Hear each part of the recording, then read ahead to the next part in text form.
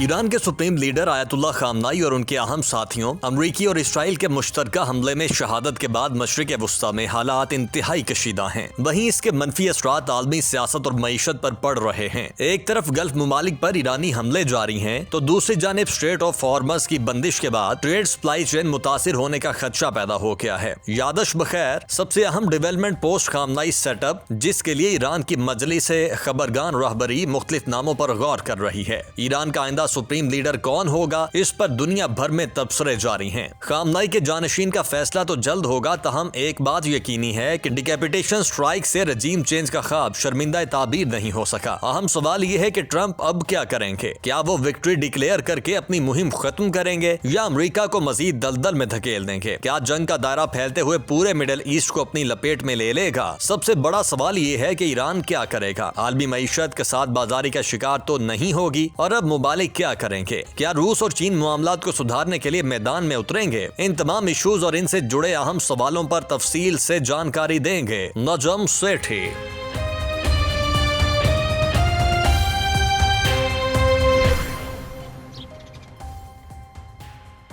السلام علیکم، پیش خدمت ہے آج کی بات سیٹھی کے ساتھ۔ میں ہوں سید عائشہ ناز، میرے ساتھ موجود ہیں نجم سیٹھی صاحب۔ السلام علیکم۔ اسرائیل اور امریکہ کی جانب سے جس طرح ایران پر حملے کیے گئے، اسرائیل کا تفصیلات بتاتے ہوئے یہ کہنا ہے کہ قریباً 1200 کے قریب بم برسائے گئے ایران کے شہر تہران اور دیگر علاقوں میں، اور جس کے نتیجے میں جو ہلاکتیں یا شہادتیں ہوئیں ان کی تفصیلات آنا باقی تھیں۔ یہی وجہ تھی کہ سب انتظار کر رہے تھے کہ ایرانی صدر اور ایرانی سپریم لیڈر کا پتہ چل سکے، اور پھر رات گئے یہ اعلان اسرائیلی وزیر اعظم اور یو ایس پریزیڈنٹ کی جانب سے کیا گیا کہ وہ شہید کر دیے گئے ہیں۔ ایرانی سپریم لیڈر کی ہلاکت کی خبر سب سے پہلے اسرائیلی وزیر اعظم اور یو ایس پریزیڈنٹ کی جانب سے دی گئی، اور پھر سوشل میڈیا پر یہ ٹرینڈ کرنے لگ گیا کہ انہیں ویڈیو دکھائی گئی ہے ایرانی سپریم لیڈر کی۔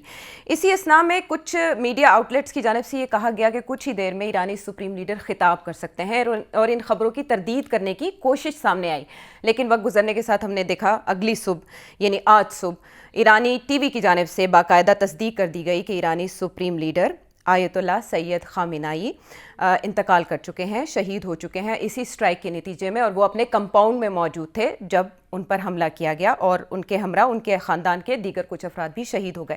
اب جو سیناریو ہے وہ ہے پوسٹ خامنائی سیٹ اپ کیا ہو سکتا ہے، یا امریکہ کے ارادے کیا ہیں۔ پریزیڈنٹ ٹرمپ نے بھی ایک ٹویٹ کیا اور انہوں نے one of the most evil people Khamenei کو قرار دیا۔ اس کے علاوہ انہوں نے کچھ پیشکشیں کی ریولوشنری گارڈ کو بھی اور ایران کے عوام کو بھی، اور انہوں نے اپنے ارادے بھی بتائے، اور ہم نے دیکھا ہے کہ دنیا بھر سے رد عمل سامنے آنے کا سلسلہ جاری ہے، رابطے بھی ایک دوسرے کے ساتھ کیے جا رہے ہیں۔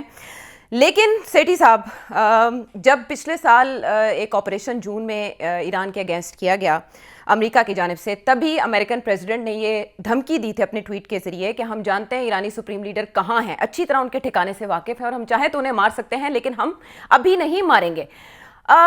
تب سے لے کر اب تک جب ایرانی قیادت کو اس بات کا ادراک بھی تھا کہ انٹیلیجنس سسٹم امریکہ کا اتنا زبردست ہے کہ وہ کسی کو کسی بھی وقت دھر سکتے ہیں، قتل کر سکتے ہیں، مار سکتے ہیں، ان سب چیزوں کے ہوتے ہوئے بھی ایرانی قیادت نے اپنے ٹھکانے کیوں نہ بدلے اور وہ وہیں موجود رہے جہاں انہیں اٹیک کیے جانے کا سب سے زیادہ خدشہ ہو سکتا ہے۔ ایک تو یہ، دوسرا یہ کہ اب اس کے بعد آپ کو امریکہ کے ارادے کیا لگتے ہیں؟ ان کا ہدف میکسیمم یہی تھا یا اس کے بعد بھی مزید؟ عائشہ، میں خود تھوڑا پریشان تھا کہ اس سب کو پتا تھا کہ اس دفعہ ٹارگٹ کریں گے سپریم لیڈر کو، اور وہ اپنے پیلس میں نہیں رہیں گے اور وہ چھپ جائیں گے کہیں جا کے اور وہیں سے اپنی کیمپین چلائیں گے۔ یہ نارمل ہوتا ہے بنکرز میں چلے جانا ہے۔ اسرائیل کے leaders, American leaders constantly bunkers میں جاتے ہیں ٹو کنٹینیو آپریشن، تو یہ کوئی مسئلہ نہیں ہوتا یہ۔ مگر ایران کے لیڈر نے یہ فیصلہ کیا کہ نہیں، میں جہاں ہوں وہیں سے بیٹھ کے میں لیڈ کروں گا۔ تو میرا خیال ہے کہ انہوں نے یہ سیاسی فیصلہ تھا ان کا کہ ٹھیک ہے، اگر آتے ہیں اور مارتے ہیں تو میں شہید ہو جاتا ہوں، کیونکہ ان کی آخری جو اسپیچ تھی جو میں نے سنی، اس سے ایسے لگتا تھا کہ انہیں وہ پتہ ہے کہ وہ آ رہے ہیں ان کے لیے اور وہ شہید ہونے جا رہے ہیں، اور انہوں نے اور میرا خیال ہے کہ وہ یہ سمجھتے تھے کہ میں اب کتنے 86 سال کا ہو گیا ہوں، یا میرا خیال ہے آلموسٹ 86 سال کہتے ہیں کہ اس سے بھی زیادہ تھی ان کی عمر، اور وہ بیمار بھی تھے، تو انہوں نے سوچا ہوگا کہ شاید اس قسم کی قربانی جو ہے اس کے ساتھ زیادہ فائدہ ہو ایران کی عوام کو اور مسلمانوں کو، کہ شہادت جو ہے اس کے ساتھ لوگ اور بھی تیار ہو جائیں گے کھڑے ہونے کے لیے. تو اور یہ بھی انہیں احساس تھا کہ اس سے پہلے انہوں نے ڈکلیئر کر دیا تھا اپنے کہ یہ میرے 3 لوگ ہیں، جانشین سکسیسز ہیں، جانشین ہیں، ان میں سے آپ کوئی بھی ایک چن لیجئے گا جو آپ کا خیال ہوگا. میرا خیال ہے وہ تیار تھے اس کے لیے، اور ان کی لیڈرشپ بھی تیار تھی. اور میں سمجھتا ہوں اسی لیے ایران نے ایک دن صرف رکے ہیں، سوچوں میں پڑے کہ کیا لیڈر جو چاہتے تھے وہ کرے یا نہ کرے. ابھی بھی وہ چاہتے تو اس بات کو چھپا سکتے تھے کہ 2-3-4 دن 10 دن اور چھپا سکتے تھے اور کہہ سکتے تھے کہ نہیں وہ زندہ ہے. مگر ایران نے اعلان کر دیا کہ ہاں وہ شہید ہو گئے. تو میرا خیال ہے کہ یہ سوچی سمجھی سوچ تھی، اور کہ اچھا آؤ کرو شہید مجھے. اور انہوں نے اس وقت جب اپنی آخری اسپیچ تھی اس میں کربلا کا بھی انہوں نے ذکر کیا تھا اور اشارہ کیا تھا، حوالہ دیا تھا. تو میں سمجھتا ہوں کہ وہ یہ سمجھتے تھے کہ اگر میں اس طریقے سے اللہ کو پیارا ہو جاؤں، جنگ کے اندر مارا جاؤں، تو اس کے ساتھ میری جو قوم ہے وہ بھی جاگ اٹھے گی. اور اس وقت جو چند لوگ ہیں جو امریکہ کے حق میں نعرے لگا رہے ہیں اور اسلامک رژیم کے خلاف جا رہے ہیں، وہ بھی شاید پھر انہیں بھی احساس اس بات کا ہو. اور ایک یہ، اور دوسرا یہ کہ ساری دنیا کے اندر مانے جاتے تھے he was a leader of the Shiites. تو ان کا یہ شاید خیال تھا کہ اس کے ساتھ باہر بھی باقی دنیا میں بھی لوگ کھڑے ہو جائیں گے، اٹھ جائیں گے.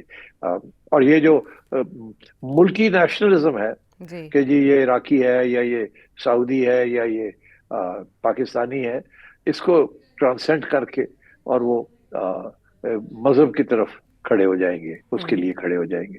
تو میرا خیال ہے یہ سوچی سمجھی ان کی سیاسی سوچ تھی. تو اس لیے he did not try to hide. چھپنا چاہتے تھے چھپ سکتے تھے، ایسی کیا بات تھی جی. مگر دیکھیے نا ان کے تو اور بھی فیملی ممبرز جو ان کے ساتھ تھے اس جگہ پہ وہ بھی مارے گئے ہیں. تو وہ بھی چھپ سکتے تھے، ایسی کیا بات تھی. پتا تھا ان کو کہ یہ آ رہے ہیں. تو that is at least what I think.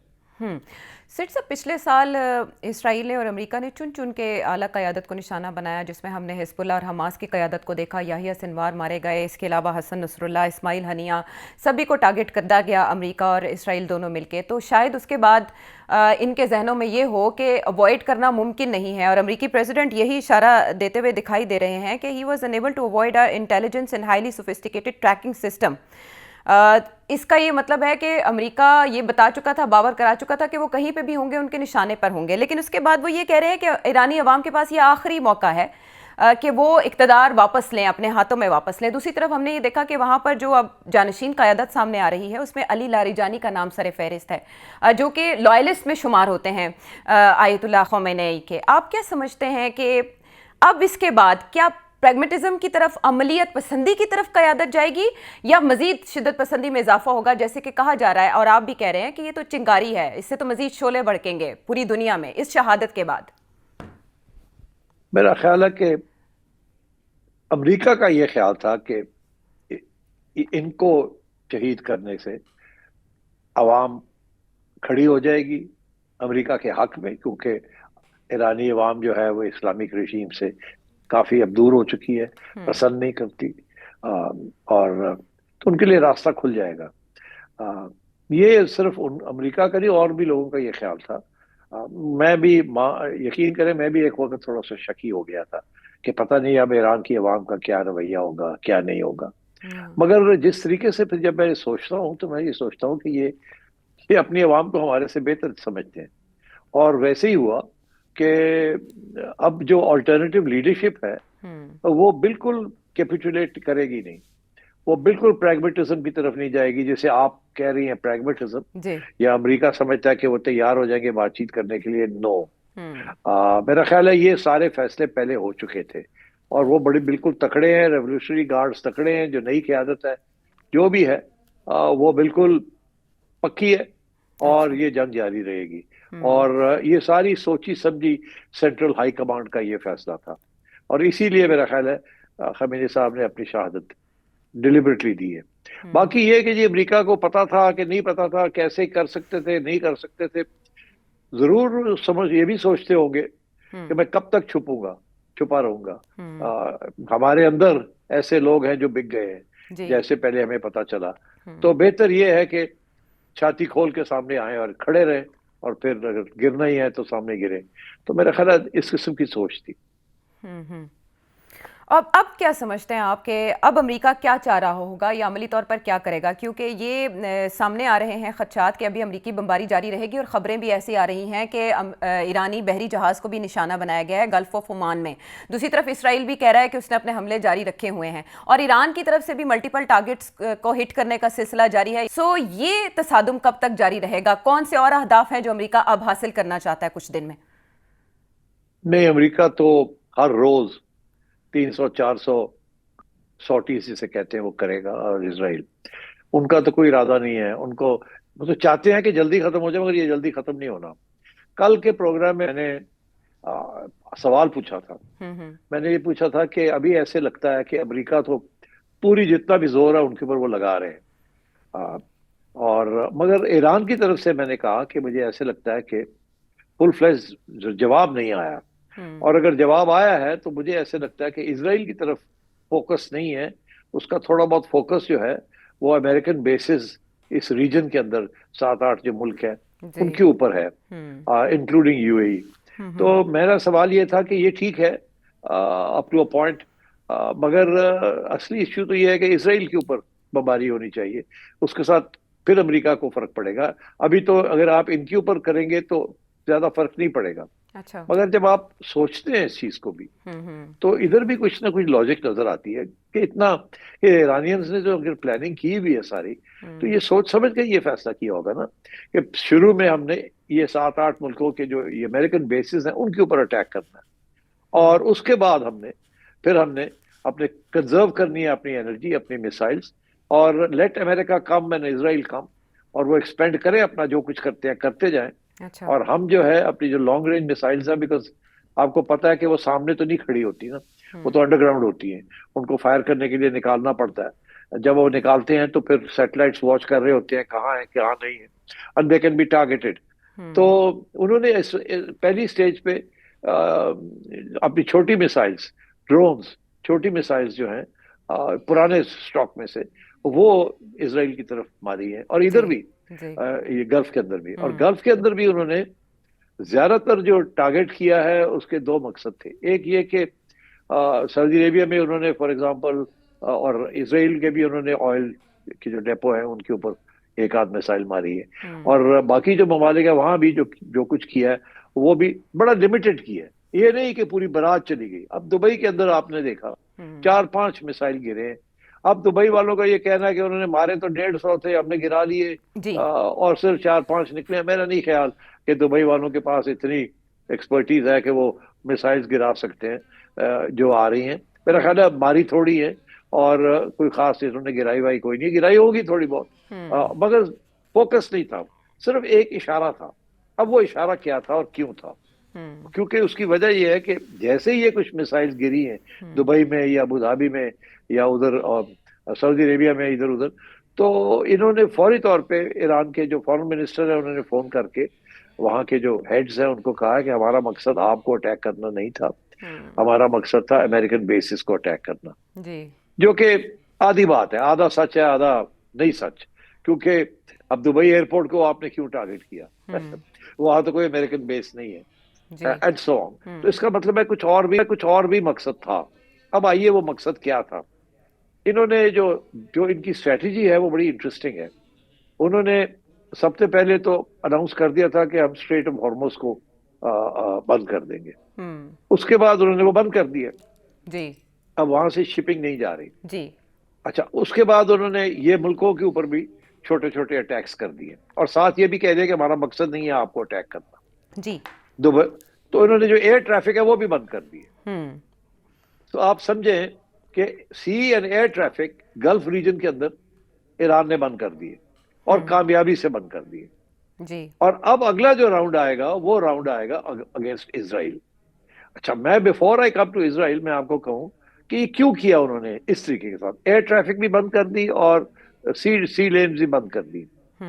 अच्छा, ये चाह रहे हैं, ये जो लग ऐसे रहा है, इससे जो आप लॉजिकल जो डिडक्शन कर सकते हैं वो ये कि ये चाह रहे हैं कि ये जो 7-8 मुल्क हैं गल्फ के, इनको तकलीफ होनी चाहिए, अच्छा। इनकी इनकी डिस्ट्रक्शन नहीं होनी चाहिए, इनकी सिविलियन कैजुअलिटीज नहीं होनी चाहिए, हमने इनके साथ जंग नहीं करनी, मगर इनको तकलीफ देनी है। इतनी तकलीफ दें कि ये अब अमेरिका के ऊपर प्रेशर डालें कि हटो, पीछे हटो, हमें बड़ा नुकसान हो रहा है। और इनका नुकसान जो ये करने जा रहे हैं वो माली नुकसान करने जा रहे हैं, बिकॉज ये सारे जो वो लोग हैं, ये इसके पीछे सारी इनकी फॉरेन पॉलिसी है। अब क्या है, जो एयर ट्रैफिक भी बंद हो गई है और जो सी लेन ट्रैफिक भी बंद हो गई है। अब सारे लोग यही कहते हैं कि जी ये जो छोटा सा इलाका है गल्फ का, इसमें से कम 20% दुनिया की जो ऑयल सप्लाई है वो जाती है। मगर दिलचस्प बात यह है कि ये Saudi Arabia, UAE, Oman, Qatar, 90% इनका तेल इधर से जाता है जो एक्सपोर्ट होता है, 90%। तो जब ये बंद हो जाता है तो सबसे बड़ा नुकसान तो इन 4 मुल्कों का हो जाता है। दिस इज वेरी इंपॉर्टेंट, इनके लिए ये revenue is very important, oil revenue. अब अगर उनका माल ही जाना बंद हो जाएगा तो तकलीफ तो बहुत होगी ना, बिकॉज इन सब के डेवलपमेंट प्लान्स हैं। सऊदी अरेबिया ने अपने बजट्स बनाए हुए हैं, इतने पैसे फलानी जगह पे खर्च करने हैं, यूएई ने किया हुआ है, ये सब ने किया हुआ है। तो मेरा ख्याल है सबसे पहले तो ये उनका ये है कि इनकी जो एक्सपोर्ट्स हैं उनको टारगेट किया जाए, ताकि इनको तकलीफ हो, और जो कि अब सख्त तकलीफ होगी इनको। दूसरी बात ये है कि इंटरेस्टिंग बात ये है कि एमिरेट्स, कतर एयरलाइंस, ये सब एयरलाइंस जो है, इत्तेहाद, एमिरेट्स, कतर, ये सब रिलाय करते हैं। ये सारी जो है ये बंद हो गई है, इनके जो हब्स है ये बहुत बड़े हब्स थे for entire traffic from one continent to other continents, सब बंद हो गए जी। तो आप सोचिए वो कितना बड़ा नुकसान है उनका। और वो देखिए, अब दुबई वाले तो एक तीसरा एयरपोर्ट बनाने जा रहे थे, इतनी millions and millions of people वहां से ट्रैवल करते हैं and they earn so much revenue, तो अब वो सारा बंद पड़ा है।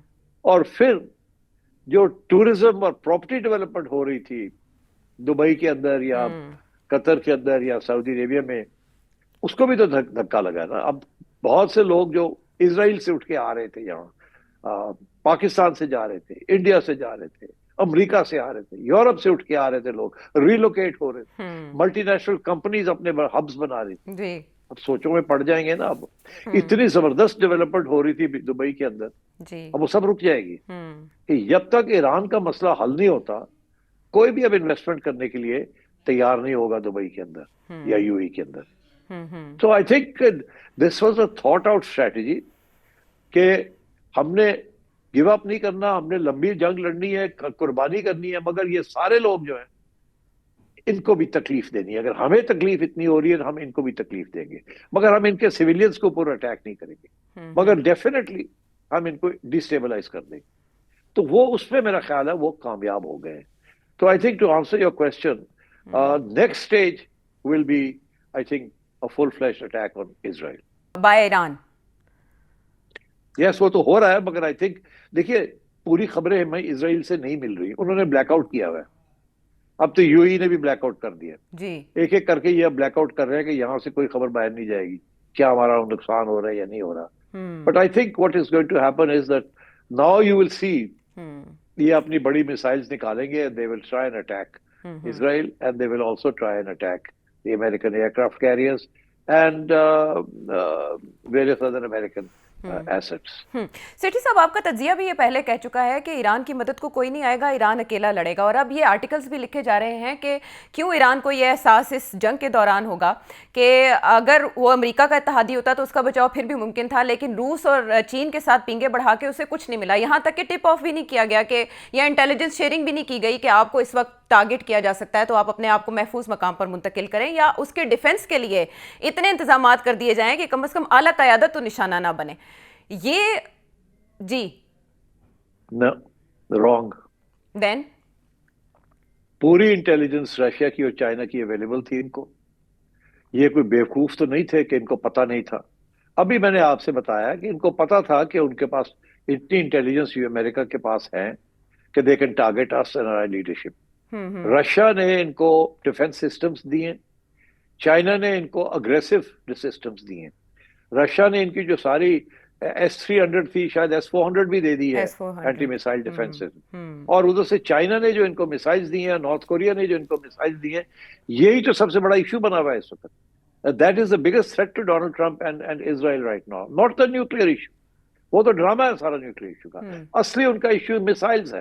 And that is what the Chinese have given them. اب چائنیز نے ابھی ایران کے ساتھ مل کے پرشین گلف کے اندر چائنیز, رشینز اور ایرانینز نے ایکسرسائزز بھی کی ہیں وہاں.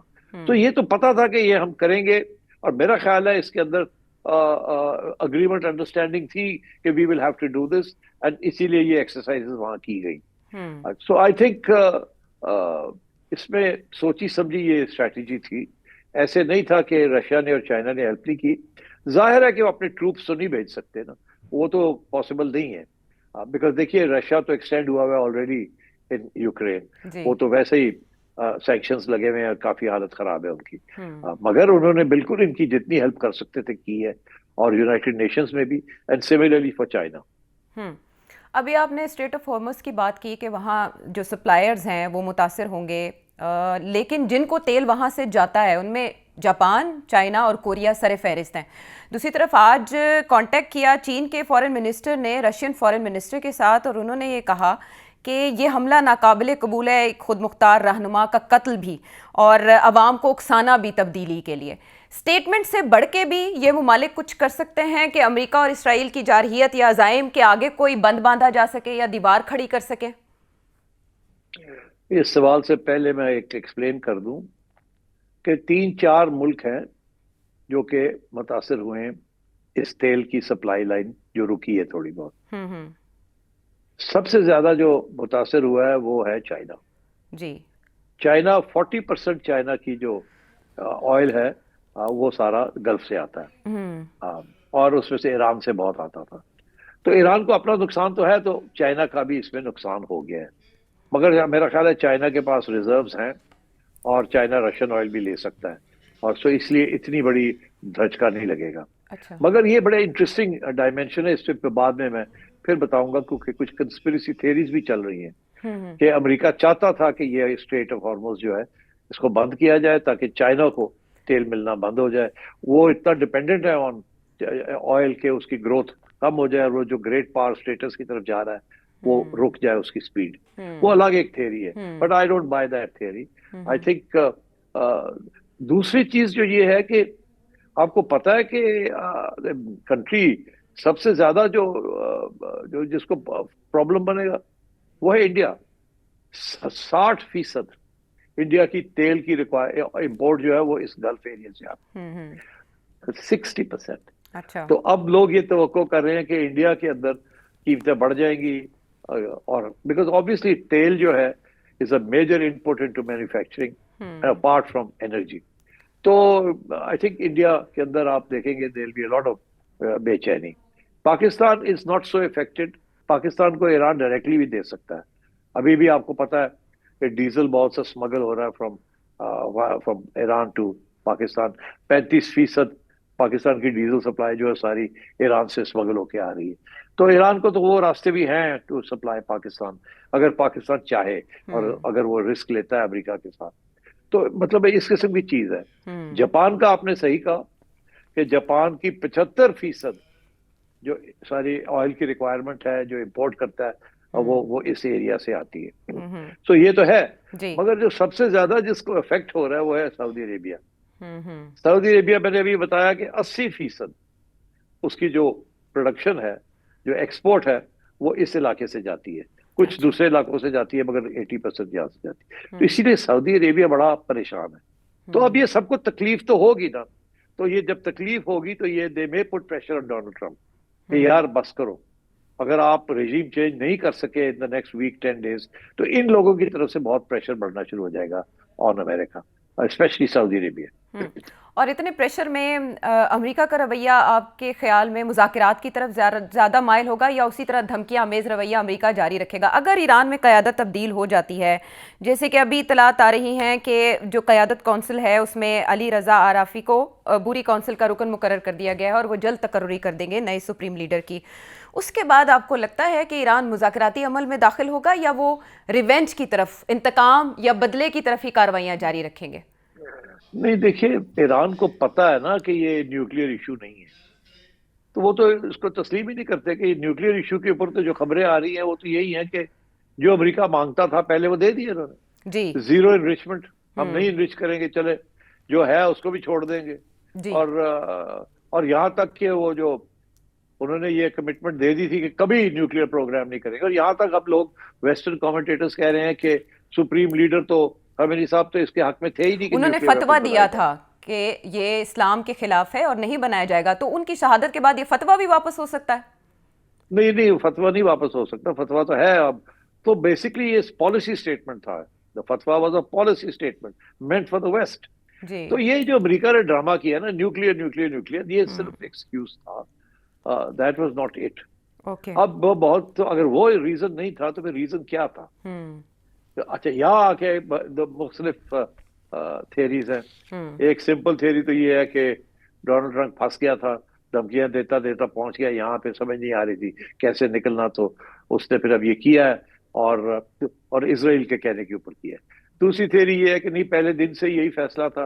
دسمبر کے اندر جب نیتن یاہو کی ملاقات ہوئی ڈونلڈ ٹرمپ کے ساتھ فلوریڈا میں اس کے گھر، تو وہاں یہ فیصلہ ہو گیا تھا کہ اب تیاری کریں، ہم یہ کریں گے اور ان دا مین وائل نیگوسیشنز ٹرائی کریں گے کہ اس کو لمبا کیا جائے تاکہ تیاری ہو جائے پوری، کیونکہ کافی لمبی چوڑی تیاری کرنی پڑتی تھی. تو آئی تھنک ایران کو بھی پتا تھا کہ یہ آئیں گے، دے ول کم. تیسرا آبجیکٹو بڑا انٹرسٹنگ ہے کہ جو کہ میں کہہ رہا تھا کہ ایک نئی تھیری ہے، کہ وہ نئی تھیری ہے کہ امریکہ یا ڈونلڈ ٹرمپ سمجھتا ہے کہ China is the big threat, Iran is not a threat to America and to the American interest. تو اس لیے انہوں نے سوچا کہ چائنا کو تکلیف ہوگی یہ سب چیز کرنے کے ساتھ، اور ان کی آئل سپلائیز، انرجی سپلائیز گر جائیں گی، ان کا ریٹ آف گروتھ گر جائے گا. جتنی دیر بند رہتا ہے تو بند رہے، ہمیں کیا فرق پڑتا ہے، کیونکہ امریکہ کے پاس تو اپنی آئل اور گیس تو بہت ہے. تو اس لیے ایک دو کنٹریز ہیں جو کہ ڈیپینڈ کرتی ہے، but not all of them. تو وہ تھیری یہی تھی کہ جی چائنا کو روکنا ہے. مگر اگر یہ امریکہ کا آبجیکٹو تھا تو اسرائیل کا آبجیکٹو کیا ہے؟ اب اسرائیل کا آبجیکٹو تو سمجھ آ گیا نا. پہلے تو یہ تھا کہ ایران کو رجیم چینج، مگر اب جو خبریں آ رہی ہیں، جو چیزیں نکل رہی ہیں باہر، جو وہ امریکن ایمبیسڈر حکیمی صاحب نے جو بات کہی ہے، وہ گریٹر اسرائیل بنانا چاہتے ہیں. یہ تو سعودی عربیہ کا بھی حصہ لینا چاہتے ہیں، شام کا بھی حصہ لینا چاہتے ہیں، جارڈن کو عزم کرنا چاہتے ہیں، ایجپٹ سے بھی کوئی تھوڑا بہت لینا چاہتے ہیں. تو یہ تو بگ گریٹر اسرائیل، دریا نیل سے فرات تک. تو یہ تو اس میں ایران سے بھی، Iran is a problem in that and they have to eliminate Iran. اور وہ جو پہلے جو ہم نے کل اپنے کو ویڈیو دکھائی تھی کہ 7 ملکوں کا ٹارگٹ تھا stage 1، Iran was the last in stage 1، تو وہ ابھی it is being completed. تو I think اس قسم کی سچویشن ہے. اگر اسرائیل کے آبجیکٹو ایک ہے اور امریکہ کا آبجیکٹو کچھ اور تھا تو یہ پھر یہ زیادہ دیر نہیں چلے گا، کیونکہ دونوں کے آبجیکٹو تھوڑے سے فرق ہے. شارٹ ٹرم میں تو ایک ہو سکتا ہے، مگر لانگ ٹرم میں اٹ از ڈفرنٹ. اور پھر ڈونلڈ ٹرمپ کو، اسرائیل کو تو پرابلم نہیں ہے، وہاں تو امریکہ کے اندر پرابلم ہے ڈونلڈ ٹرمپ کو، انٹرنل اینڈ ایکسٹرنل. انٹرنل یہ ہے کہ 75% آف امریکن سپورٹ نہیں کرتے اس چیز کو، انکلوڈنگ ہز اون میگا بیس. اور دوسرا یہ ہے کہ اب کانسٹیٹیوشنلی یہ ایسے نہیں تھا کہ وہ ایک دن کے لیے آئے اور کر کے چلے گئے کسی کے، یہ تو فل فلیج وار میں آگے انٹر کر گیا کانگریس کی اجازت لیے بغیر. تو وہاں کانسٹیٹیوشنل ایشوز بھی اب کھڑے ہوں گے اباؤٹ دس، بیکاز یہ آپ نے کیسے جنگ لے لی آپ وداؤٹ. تو امریکن ڈیموکریٹک اسٹرکچر جو ہے وہ بھی اب اس کے اوپر بھی سوالیہ نشان آ گیا کہ یہ اس کا کیا اثر ہونے جا رہا ہے آگے. سو آئی تھنک آہستہ آہستہ as he move forward Donald Trump will come under lot of pressure. اور اس وقت جو بساط ہے وہ فی الحال ایران کے حملے کو لے کر، ایران پر کیے جانے والے حملے اور اس شہادت کو لے کر کافی پیچیدہ ہے، اور بہت سے سوال اٹھ رہے ہیں جن میں سے کچھ سوالوں کے جواب ہم نے تلاشے، اور باقی معاملات کے جو غیر جانبدار ملک ہیں مڈل ایسٹ میں، وہ کیا اب بھی غیر جانبدار رہیں گے؟ ایران کی جانب سے جو اقدامات کیے گئے اس کے بعد امریکی اڈوں کا اس خطے میں مستقبل کیا ہے، اور پاکستان کا کردار یا پاکستان کا رد عمل کیا رہا اس سارے معاملے پر ایک بریک کے بعد آ کے بات کریں گے۔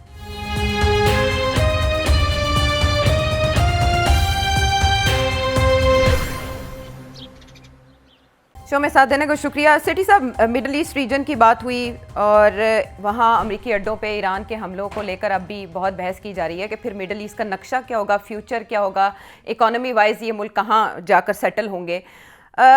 کیا سمجھتے ہیں آپ امریکی اڈوں کا اس خطے میں کیا مستقبل ہے؟ مجھے امریکی سیکیورٹی ڈاکیومنٹ یاد آ رہا ہے جو ریلیز کیا گیا تھا پچھلے سال کے آخر میں، جس میں یہ تذکرہ تھا کہ امریکہ اپنی اٹینشن مڈل ایسٹ سے ہٹا چکا ہے۔ اس کا مطلب ہے اڈے بھی وہاں سے ختم کر دیے جائیں گے؟ نہیں، اڈے تو اسرائیل ختم نہیں ہونے دے گا، اڈے تو رہیں گے۔ نیٹو سے پل آؤٹ کر رہا ہے آہستہ آہستہ، مگر یہاں تو وہ رہیں گے۔ دیکھیے، یہ oil and gas energy is very important for capitalism, and so اس لیے یہاں سے اڈے وڈے تو رہیں گے، یہ تو نہیں جائیں گے۔ باقی یہ کہ امریکہ کے جو انٹرسٹ ہیں، وہ صرف ایک انٹرسٹ ہے کہ ہم نے بوٹس آن گراؤنڈ نہیں کرنا، اور دوسرا یہ ہے کہ وہ چاہیں گے کہ یہ وار جو ہے جلدی ختم ہو، جلدی ریجیم چینج ہو جائے، مگر میرا خیال ہے اس میں کامیاب نہیں ہوں گے۔ تو آج نہیں کل، کل نہیں پرسوں پھر یہ باتیں شروع ہو جائیں گی سیز فائر کی اور نیگوسیشن کی، اور اسرائیل کی کوشش ہوگی کہ ایسے نہ ہو، بٹ یہ جائے گی بات وہیں، کیونکہ ریجیم چینج مشکل لگ رہا ہے مجھے، لگتا ہے کہ ان سے ریجیم چینج نہیں ہو پائے گی۔ تو اب مڈل ایسٹ میں جو سچویشن ہے اس شہادت کے بعد، ہم نے دیکھا کہ مختلف شیعہ علماء کی جانب سے جہاد کے فتوے جاری کرنے کا سلسلہ شروع کر دیا گیا ہے، یہاں تک کہ ایک جو بڑے رہنما ہیں سیستانی، ان کی جانب سے بھی یہ کہا جا رہا ہے کہ یہ بہت بڑا ظلم کیا گیا ہے امریکہ اور اسرائیل کی جانب سے، اور ان کی طرف سے بھی یہ فتویٰ سامنے آ سکتا ہے کہ امریکہ اور اسرائیل کے خلاف جہاد کے لیے مسلمان تیار ہو جائیں، اور یہ ان پر واجب ہو چکا ہے۔ آپ کو نہیں لگتا کہ اس ایکٹ کے بعد ان دونوں ممالک نے اپنے آپ کو مزید گہری دلدل میں دھسا دیا ہے اور مستقبل ان کا اپنا غیر یقینی ہو چکا ہے؟ ہاں، مجھے تو ایسے ہی لگتا ہے۔ اس کی وجہ یہ ہے کہ یہ جو شیعہ اینگل ہے نا، اسے انڈر ایسٹیمیٹ نہیں کرنا چاہیے۔ یہ بہت پاورفل ایموشن ہے، یہ سارے مسلمان طبقے کے اندر یہ دس از دا موسٹ پاورفل ایموشن۔ اب آپ نے دیکھا پاکستان کے اندر بھی، حالانکہ بڑی سخت رژیم ہے ہماری بھی، لوگ آ گئے سڑکوں پہ جی، اور امریکن کونسلیٹس کو اٹیک کر رہے ہیں، اور تو یہ دس از، اور یہ عراق کے اندر بھی ہو رہا ہے، اور جگہ پہ بھی ہوگا، کویت، اور یہ جو بحرین اس قسم کے جو یہاں میجورٹی پاپولیشن شیعہ ہے، سعودی عربیہ کے اندر بھی جو آئل بیلٹ ہے ان کی، وہاں بھی شیعہ ہے میجورٹیز۔ تو آئی تھنک ان سب کو پریشان تو ہونا چاہیے نا اب، کہ اگر یہ آیت اللہ صاحب جاتے جاتے یہ ایک نیا ایک چنگاری لگا گئے ہیں کہ شیعہ فیتھ کو انہوں نے پرووک کر دیا ہے، تو آئی think this is very dangerous. یاد رہے آپ کو کہ آیت اللہ خمینی کا فتویٰ تھا جو کہ سلمان رشدی کے خلاف ہوا تھا، جس کے اوپر پہلے انڈیا میں پھر پاکستان کے اندر میسو لانگ ٹرم انسٹیبلٹی رہی اور اٹیکس ہوئے۔ اس وقت بھی امریکن ایمبیسی کے اوپر لوگ پیپل مارچڈ، اور because of the call from the آیت اللہ جی، اور تو یہ آئی تھنک آپ اس کو انڈر ایسٹیمیٹ نہ کریں۔ مجھے تو ایسے لگتا ہے کہ یہ اگر جلدی ختم نہ ہوئی بات تو you will see a new form of terrorism, individual acts of terrorism ہو سکتے ہیں against American and European interest. تو یہ آئی تھنک یہ جتنی جلدی یہ جنگ ختم ہو would be better for the whole world, نہیں تو یہ ایک نیا ایشو بن جائے گا۔ اور ایسے میں ہم نے پاکستان میں جیسے آپ نے مظاہروں کا ذکر کیا، تو ہمارے وزیر اعظم کی جانب سے بھی اس شہادت پر افسوس کا اظہار تو کیا گیا ہے، یکجہتی کا اظہار ایرانی عوام کے ساتھ کیا گیا، ان کے لیے دعا کی گئی ہے، لیکن انہوں نے ساتھ ہی یہ بھی کہا ہے کہ یہ violation of the norms of international law ہے۔ It's an age old convention that the heads of the state اور government should not be targeted. یہ کس کو ریمائنڈ کرا رہے ہیں شہباز شریف صاحب؟ بات یہ ہے کہ جس کو ریمائنڈ کر رہے ہیں ان کا تو بڑا زبردست ٹریک ریکارڈ ہے۔ امریکہ نے कर्नल गद्दाफी की फैमिली को टारगेट करके मारा, अमेरिका ने सद्दाम हुसैन की फैमिली को टारगेट करके मारा, अब अमेरिका ने ईरान के लीडर को टारगेट करके मारा है। तो ये तो we have the record in front of us, वो तो टारगेट करते हैं। तो आई थिंक ये पाकिस्तान बेचारा फंसा हुआ है इस वक्त। वो 90% पाकिस्तान का जो तेल की रिक्वायरमेंट है वो आती है गल्फ से, अब वो और सऊदी से ऑयल फैसिलिटी लेता है, अब वो बंद बंद बंद बंद पड़ा है। सऊदीज के साथ डिफेंस पैक्ट भी है, मगर वो चाहते हैं कि ये ईरान के ऊपर भी कोलैप्स ना करे, बिकॉज डर ये है कि अगर ईरान के बाद इजराइल जो है वो हमारी तरफ ना आ जाए, because we are the only country with a nuclear weapon. Iran के पास तो फिर इंग्लिश यूरेनियम भी नहीं था, न्यूक्लियर वेपन कहाँ था। तो ये मतलब पाकिस्तान फिक्र तो करेगा ना, तो बयान तो देना पड़ेगा। बस बयान से ज्यादा बेचारे क्या कर सकते हैं, फंसे हुए हैं in the American camp right now. अब वो सोचिए, वो जो बोर्ड ऑफ पीस बनाया है वो तो बोर्ड ऑफ वॉर बन गया है। क्या बोर्ड ऑफ पीस, जिसके अंदर हम जाके बैठे हुए हैं इस वक्त। तो ये जो पाकिस्तान ने इस वक्त बड़े मुश्किल हालात में अपने आप को पाया है। अब तेल भी, वो और बात है कि हमारा जो तेल है टोटल हमारी एनर्जी रिक्वायरमेंट का 20-25% ही है, बाकी हमारे पास और भी सोर्सेज है, सोलर भी है, वाटर भी है, गैस भी है, सो मगर but at the same time, और फिर ईरान से हमें डायरेक्ट भी मिल सकता है। तो हमें तेल का तो इतना इशू नहीं बनेगा, मगर बाकी इश्यूज तो है ना अपनी जगह पे। और we have a very substantial Shia population. अब कोई लोग कहते हैं 15% है, कोई कहते हैं 20% है, so on, but we have that. और एक जमाना था, आपको याद नहीं है, मैं याद दिलाता हूँ कि शुरू में जब इस्लामिक रेवोल्यूशन हुई तो यहाँ से बहुत से लोग जो शिया बरादरी के साथ जिनका ताल्लुक, वो उठ के चले गए थे शाम में लड़ने के लिए on behalf of Iran and so on and so fourth. तो यहाँ जज्बा तो बहुत है शिया पाकिस्तान के अंदर, और आपने देख ही लिया कि इतनी पाबंदियां हैं उसके बावजूद लोग बाहर निकल आए हैं। और अब मोहसिन नकवी साहब को जाके, क्योंकि वो खुद शिया है, वो उन्हें भेजा गया कि आप जाके अपने भाइयों को समझाएं कि यार take it easy, take it easy. तो अब ये है कि बट ये बड़ा इमोशनल इश्यू है। सो Pakistan is also, apart from the energy problem and the problem of being in an American camp when the Shia community in Iran is being targeted. It's a difficult situation. और क्या पाकिस्तान ये तवाज़ुन बरकरार रख सकेगा coming future? करना पड़ेगा, नहीं तो consequences can be very terrible. बस इससे ज़्यादा I don't think I should say anything. आपने जिस मज़हबी पहलू की तरफ इशारा किया उसमें हम कनेक्टेड हैं ईरान के साथ, और अब वहाँ पर जब ट्रांजिशन होने जा रही है, एक नए रहनुमा आ रहे हैं, वहाँ पर तकसीम भी हमने देखा कि पाई जा रही है कि कौन उनका जानशीन हो सकता है। उसमें ईरानी पासदारान इनकलाब का भी एक बड़ा किरदार होगा। फिर ओवर लास्ट 2 मंथ्स में जो वहाँ एहतजाज देखे गए शदीद नौइयत के, उनका भी किरदार होगा। और फिर ईरान के अंदर जो इस वक्त माशी दबाव है वो भी कार फरमा होगा। आपके ख्याल में आसानी से एक जानशीन की तैनाती अपॉइंटमेंट हो जाएगी, या अदम इस्तेहकाम ईरान के अंदर शुरू हो सकता है?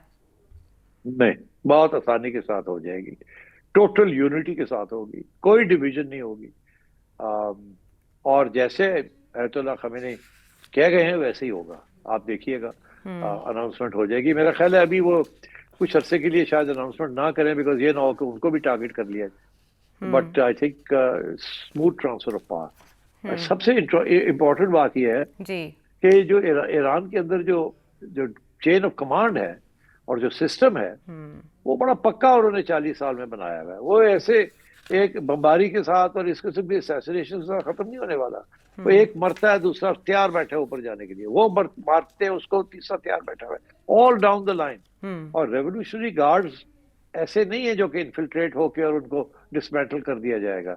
नो, आई थिंक ये गलत फहमी है अमेरिका की कि अगर उनका ख्याल है कि वहाँ की आवाम खड़ी हो जाएगी और खड़ी होके इस रेजीम को बाहर निकाल देगी।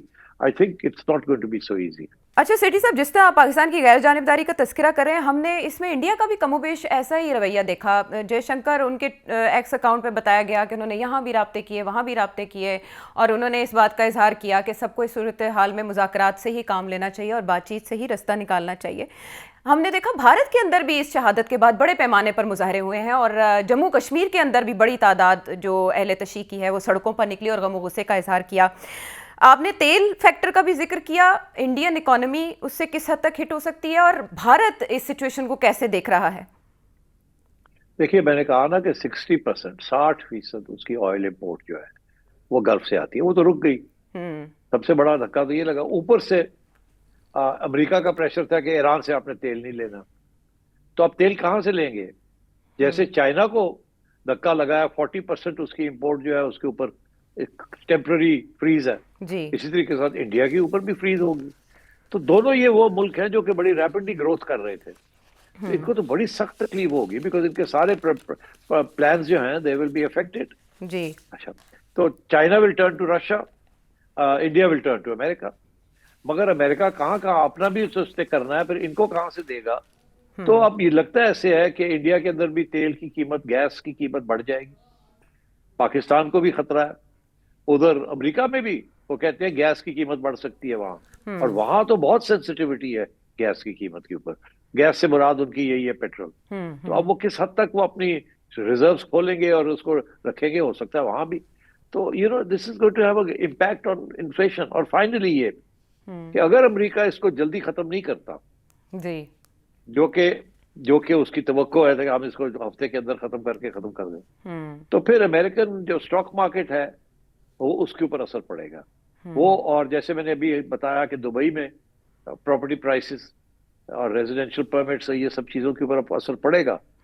اگر رژیم چینج نہیں ہوتا، اس کا مطلب ایران سے تھریٹ تو رہے گی نا. جی اگر ایران سے تھریٹ رہے گی تو اب ایران نے بتا دیا کہ راکٹس بھی آ سکتے ہیں، برج میرا میں بھی آ سکتے ہیں، ادھر بھی تو پھر آپ بتائیے، یہ جو ساری پیسہ موو کر رہا تھا وہاں، وہ تو 10 دفعہ سوچے گا.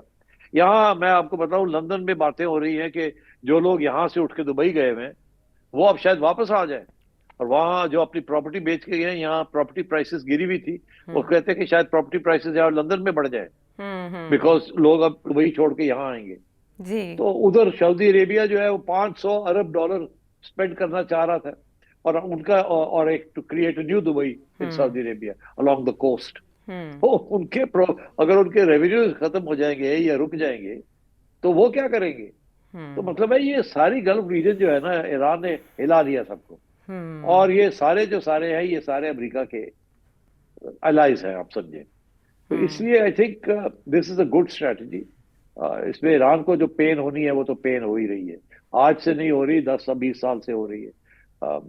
اور ابھی تو یو ایس ٹریجری سیکٹر بڑھ کے ماری ہے کہ میں نے ایسی پالیسیز اختیار کی ہیں فائنینشیل، جس کے ساتھ ایران کا جو کرنسی ہے وہ دیکھیے کتنے ڈی ویلیو کر دیا اس کو میں نے، اینڈ سو آن. تو وہ تو بڑی سخت پین کے ذریعے گزر رہے ہیں. مگر اب پین جو ہے وہ پہلے تو گلف کنٹریز کے اندر آئے گی، اس کے بعد امریکہ میں بھی پین آئے گی definitely.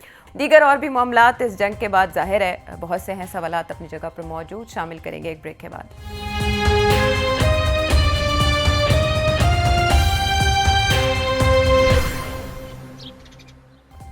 Welcome back to the شو. اب کچھ آپ کے سوال بھی شامل کر لیتے ہیں. سچویشن کو لے کر کافی کنسرنڈ ہیں سیٹھی صاحب کے ویورز، اور ہم نے دیکھا کہ تعداد میں بھی اضافہ ہوا سوالوں کی، جس کے لیے ہم آپ کے بہت شکر گزار ہیں. مردان سے ہم حارث کا سوال شامل کریں گے.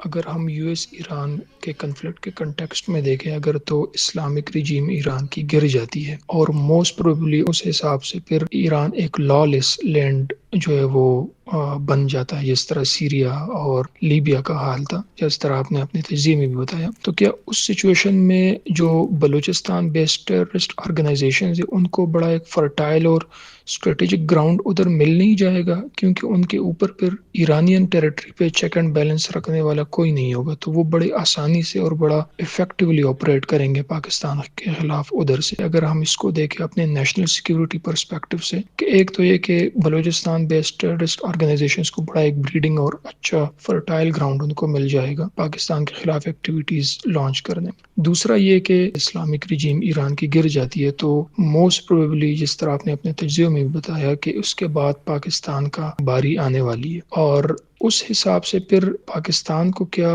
اسلامک رجیم کو ایز اے لیوریج یوز کرتے ہوئے اس کو سپورٹ نہیں کرنا چاہیے؟ کیونکہ اگر ہم فرام ریئلسٹ پرسپیکٹو دیکھیں تو جب تک ایران کی اسلامک رجیم قائم ہے تو آئی تھنک کہ پاکستان کے خلاف یا پاکستان کی نیوکلیئر ایسٹس کے خلاف یو ایس اور اسرائیل کوئی پریکٹیکل سٹیپس لے نہیں سکتے اس حوالے سے۔ تو کیا پاکستان کو ان ون وے اور دا ادر اسلامک رجیم جو ایران کی ہے اس کو ہر طریقے سے سپورٹ نہیں کرنا چاہیے تاکہ یہ گرنے سے بچے؟ اگر تو اسلامک رجیم ایران کی گر جاتی ہے تو اور عرب کنٹریز ظاہر سی بات ہے وہ پھر جو ابراہم ایکارڈز ہے انہی کو فالو کریں گے، تو اس حساب سے پاکستان کی کیا اسٹریٹجی پھر ہونی چاہیے یا ہوگی؟ کیا جو ٹرکی، ملائیشیا اور اس طریقے کا الائنس پھر بن سکتا ہے کہ اسلامک الائنس جس میں ٹرکی، ملائیشیا، انڈونیشیا اور بنگلہ دیش وغیرہ اس طرح کی جو کنٹریز ہیں یہ مل کے اپنا ایک دفاعی نظام